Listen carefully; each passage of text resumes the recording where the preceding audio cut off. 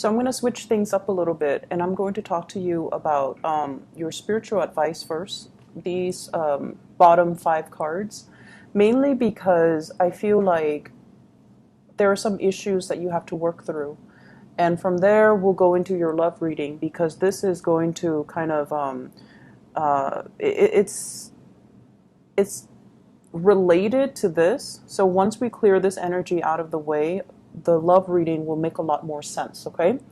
I've done this for Virgos before, mainly because I felt like there was a need for it, and I think it might be helpful for you guys as you navigate the energies of this week, because I feel like it's a little intense. So in terms of your spiritual advice, I feel like the main message for you is to kind of stay in the present moment, count your blessings, and really look at what you do have in front of you.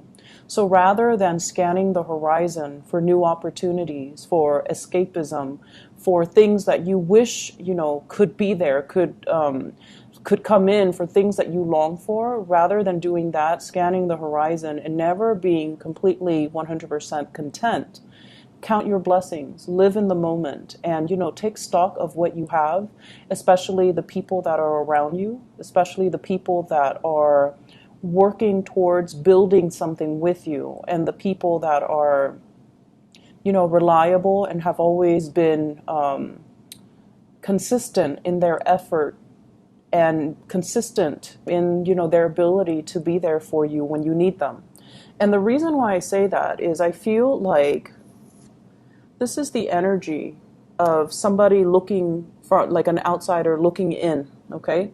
Looking in at a situation, possibly wanting what you have, wanting your position, wanting the love and the guidance and the blessings. So somebody is looking in on you, possibly like, checking on you. I'm seeing like checking on social media and things like that, okay? Somebody that's like constantly monitoring what you're doing, how you appear, what you talk about. And I feel like there's a deep sense of this person being quite controlling, wanting to dominate the situation and wanting to tell you, you should do this, you should do that. And so they have this laser beam focus on first your household, your work sector, your ability to lead others as well. So I feel like there's kind of honing in, trying to figure out what you're doing, possibly wanting your position, wanting your work, wanting all the blessings that you have. I don't see an energy of somebody sabotaging you. I don't sense that. But I feel like somebody really wants what you have. And so if it's a job, do the best to your capabilities. Don't leave room for somebody to sneak in from under you and steal things from right under you. If it's a relationship as well, nurture your marriage, nurture your family, nurture your relationship, and embody this energy of the Emperor, trying to do the right thing, trying to follow that voice of reason, that voice of rationality, and taking a stance, okay? So being very firm in what you believe in. So if it's a work situation, if somebody is doing something that you don't like, you can't be passive aggressive. You need to really speak up. So I feel like there is some passive aggressiveness. And I feel like, if somebody does something that we don't like, we need to hold them accountable for the way that they treat us, for the way that they behave, rather than just saying, oh, I'm going to avoid that person, right? Like the problem doesn't go away if you avoid it.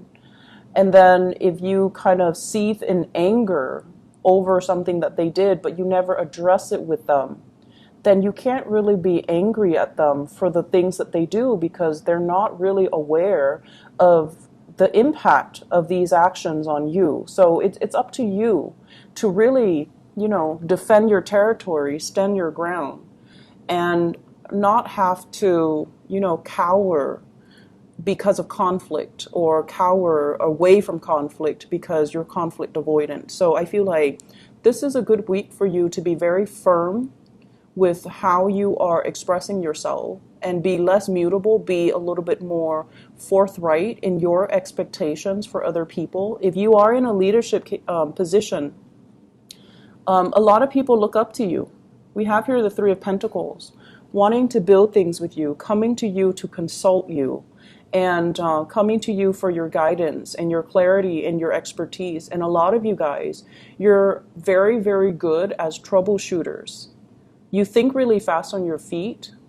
You know a lot of things about a lot of things, and you know how to make problems go away for other people because you have a knack for problem solving, and you actually enjoy it. So I feel like a lot of people will be coming to you for opportunities for consultation, for advice, for clarity. And I see younger people as well. And I also see like older. So I see like not like a wide spectrum when it comes to age, but I feel like people who are very, very young, and then people who are a lot older than you. And the ones that are older than you, honestly, they're pushing your buttons, because I feel like for many of you in positions of power, you might be very, very young, and they're looking at you kind of skeptically. They feel as if you haven't really earned your stripes. You haven't have the years of experience under your belt, but nonetheless, you're very good at what you do.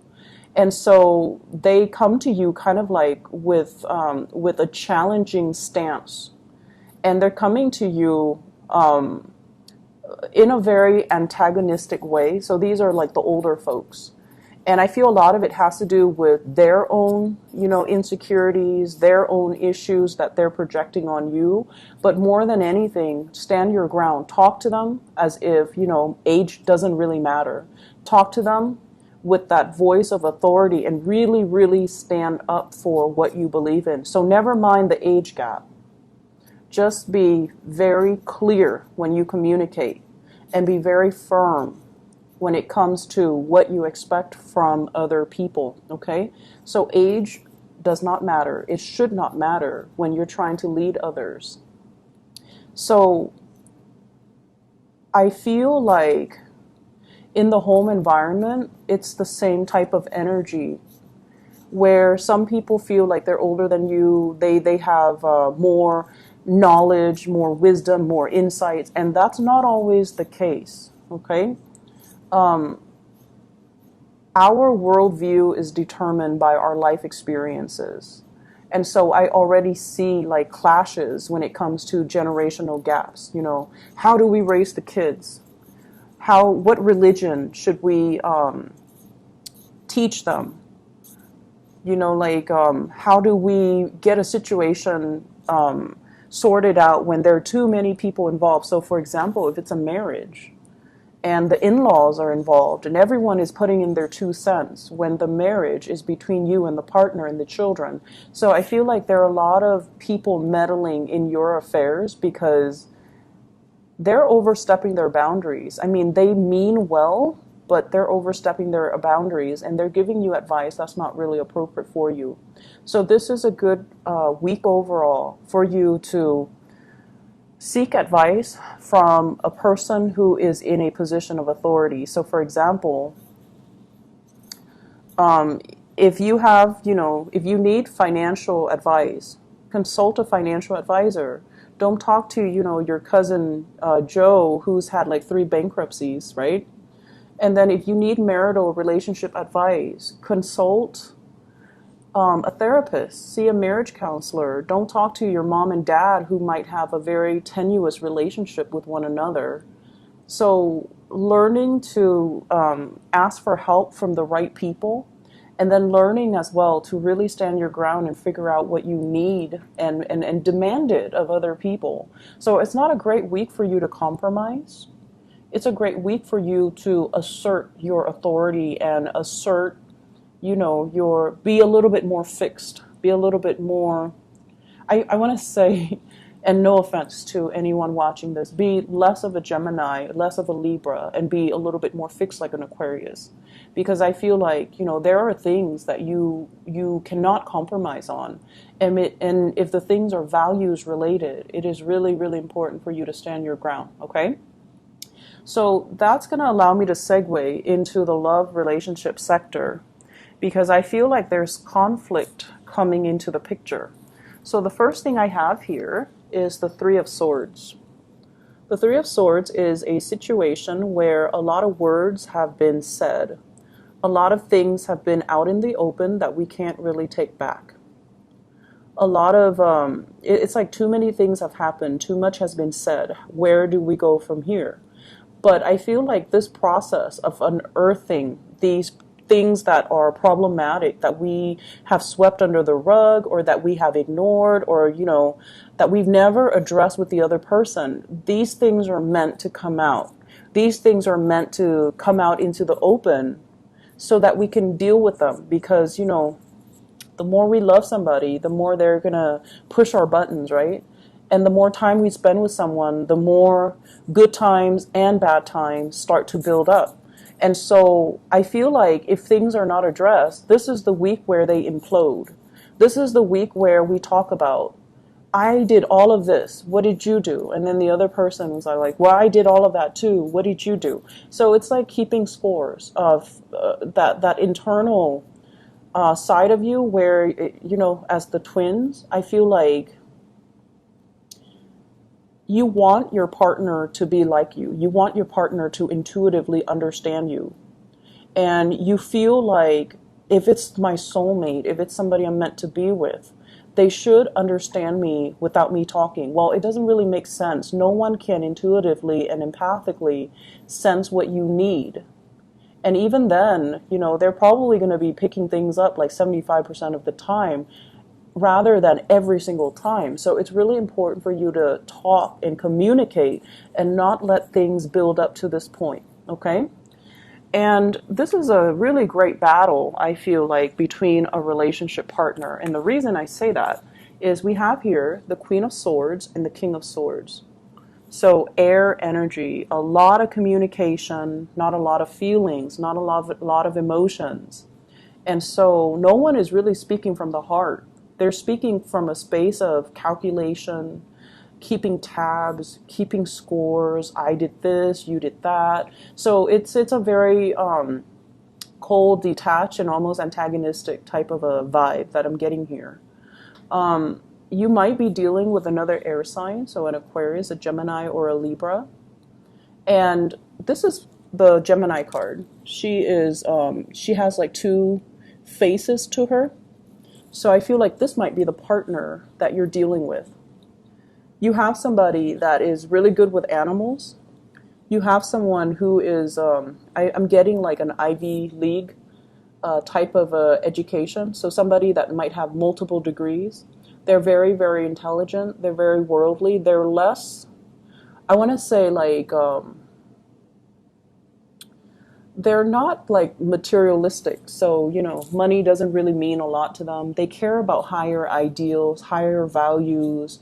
They might also be like a social entrepreneur, a philanthropist. They want to fight a good fight. They want people to be well fed and happy. So you've got somebody who is like, it's an air sign, but I feel like they're a little bit more idealistic. Okay, so whereas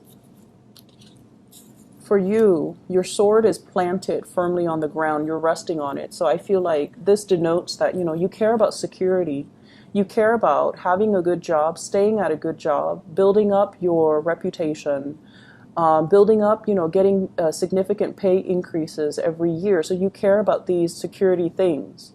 But these security things are not really innately important for a typical Gemini.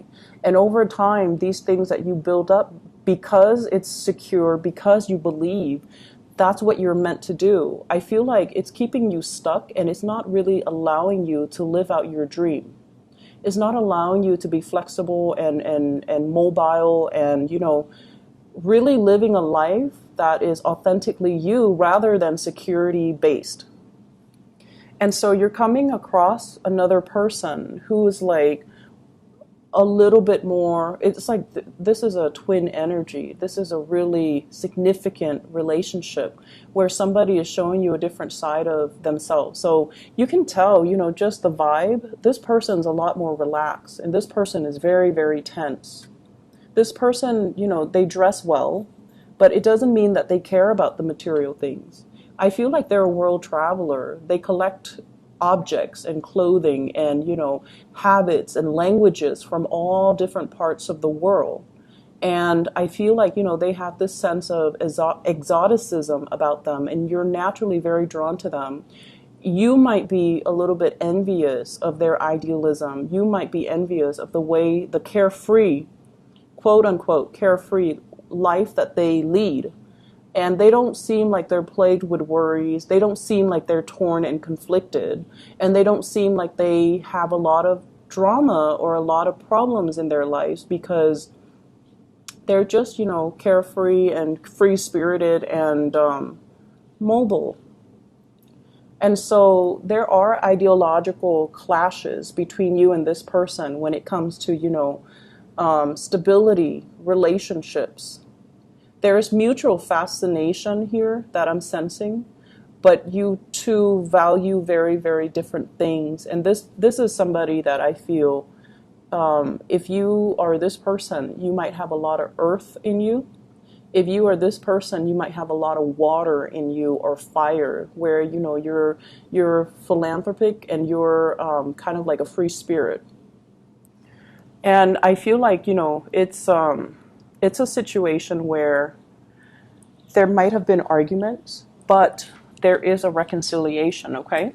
So for those in relationship, significant relationship or marriages, if there has been issues, there is an apology coming into the picture here with the Knight of Cups, which is like an offering, a peace offering, a peaceful gesture, a gesture to kind of like, let's just, not beat a dead horse. Let's just overcome our ideological differences, and let's just agree to disagree.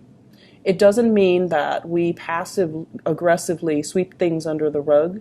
It just means that we value each other enough to respect each other's differences and move away from it. Okay, so I feel like you're operating from a space where a lot of score, like evening out the score, a lot of keeping score, keeping tabs, a lot of things that might have been swept under the rug are imploding for this week. But they need it to happen, to come out into the open, so that an apology can take place, so that you can harmonize and come together with another person and, address all of your issues, but in a way where, it's allowing you to be less conflict avoidant, okay? Because conflict is not always bad. It can be bad if we ignore it. It can be bad if we become defensive. And it can be really bad if the other person is just emotionally irrational. But this is the week where you are dealing with a partner, a love interest, that is very, very, very rational. So if they're in the reverse, they might be, very manipulative. They might be like very deceitful, but in the upright position, they're willing to talk things out. They don't shy away from conflict. They know that everyone has their flaws. So, let's talk things out. Let's figure out the solution. So this is somebody who is a fixer. They are solutions oriented. And I feel like there's going to be a major, major victory here with the Six of Wands, overcoming your troubles, being able to sail on from conflict and heartache and, harsh words and things like that, because you're in a league with somebody that is very much like you, except, they're not conflict avoidant. They kind of charge right in and they're like, okay, what's the matter? Let's talk about this. So they're going to sit down and you're going to need to talk. And you're going to need to face your fears, and you're going to realize in the process of facing your fears that your fears are unfounded, that not every situation where there is a disagreement, it's not going to lead to a fight. It's not going to lead to a space where you are acting, defensively, or the other person will be evasive.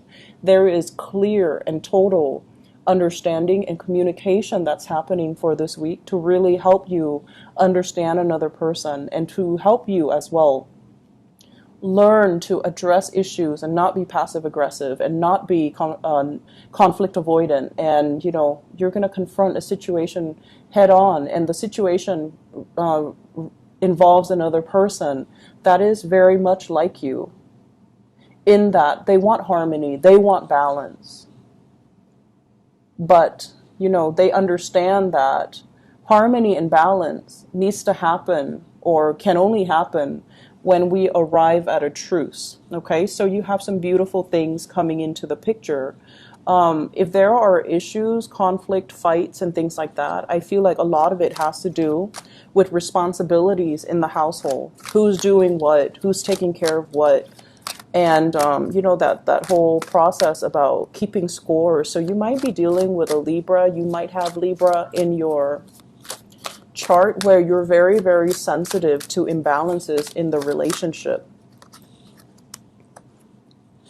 And I asked, what is one of the major conflict that's coming into the picture? And I have here the Queen of Wands, and this is like the fairy godmother. So you might have issues when it comes to taking care of in-laws, or in-laws meddling in the parenting of the children. You might also, I'm sensing this, but not so much, you might have somebody that's interfering in your relationship. Hence, somebody is like on the outside looking in. Okay, so just be very careful about that. All right, so I hope the reading is helpful for you, Gemini. Face your fears. Face your fears. The shadow side of you is the Sagittarius, and Sagittarius, they just charge in and solve problems. So calling upon that side of you, I feel, might be helpful for this week. Okay.